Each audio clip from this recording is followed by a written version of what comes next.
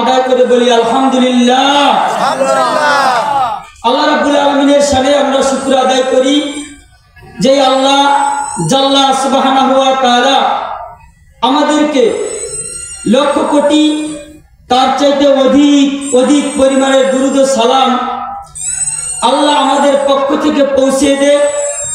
সেই শামসুল হেদায়া আত্তাবে নবুয়া শাহান শাহে রিসালা নুরুন আলা নূর নূরে মুজাসসাম হুজুর আকরাম সাল্লাল্লাহু আলাইহি ওয়াসাল্লামের রওজা মুবারকে সকলে বলি আমিন।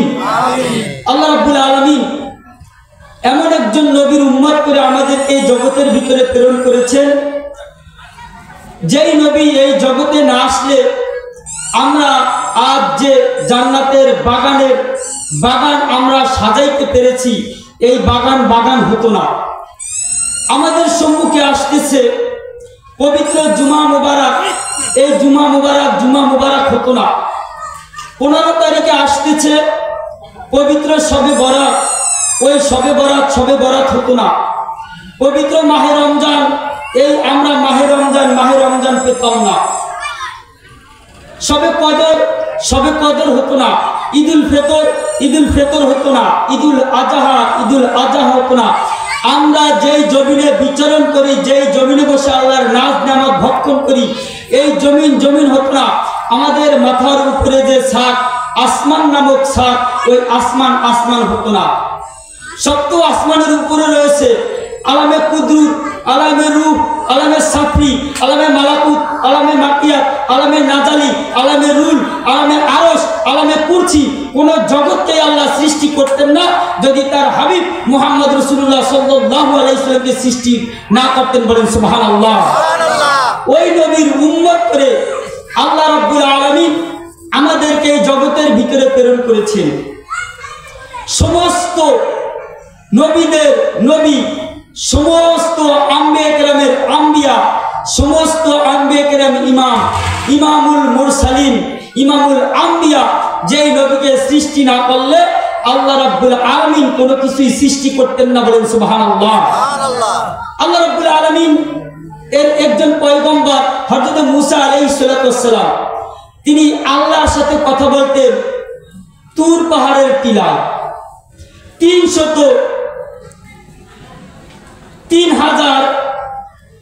3750টি সিঁড়ি অতিক্রম করে হযরত মুসা আলাইহিস সালাতু ওয়াস সালাম তুর পাহাড়ের টিলায় উঠলেন।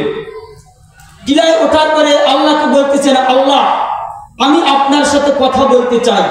আল্লাহ রাব্বুল আলামিন মুসা আলাইহিস সালাতু ওয়াস সালামের কথায় সাড়া দিলেন। তখন বলতে লাগলেন, আল্লাহ বললেন, হে মুসা আমি কি আগে কথা বলবো না তুমি কথা বলবা? মুসা বলতেছেন, আল্লাহ আপনি আগে বলেন, আমি শুনি। বলেন সুবহানাল্লাহ। আল্লাহ রাব্বুল আলামিন তখন 1 নয় 2 নয় 40,000 ভাষায় মুসার সাথে কথা বলেছেন। এরপরে আল্লাহ বলতে লাগলেন, মুসা তুমি কি বুঝেছো এবার বলো। মুসা আলাইহিস সালাম বলতে লাগলেন, আল্লাহ আপনার একটা ভাষা একটা কথাও আমি বুঝি নাই।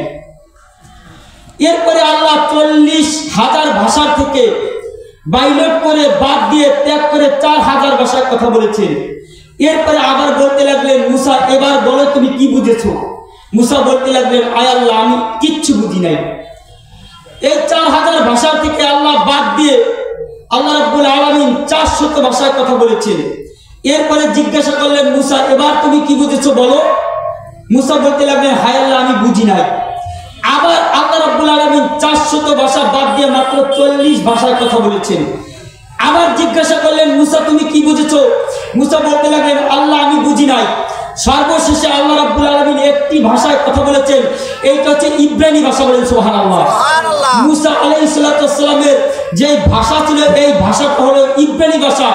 দীর্ঘ সময় আমার আল্লাহ রাব্বুল আলামিন কথা বলার পরে এরপরে মুসাকে বলতে লাগলেন, হে মুসা এবার বলো তুমি বুঝতে পেরেছো কিনা। মুসা আলাইহিস সালাম বলতে লাগলেন, ওয়াল্লাহি আল্লাহ আপনার কসম আমি 16 আনা আপনার সমস্ত কথাগুলো বুঝেছি। বলেন সুবহানাল্লাহ।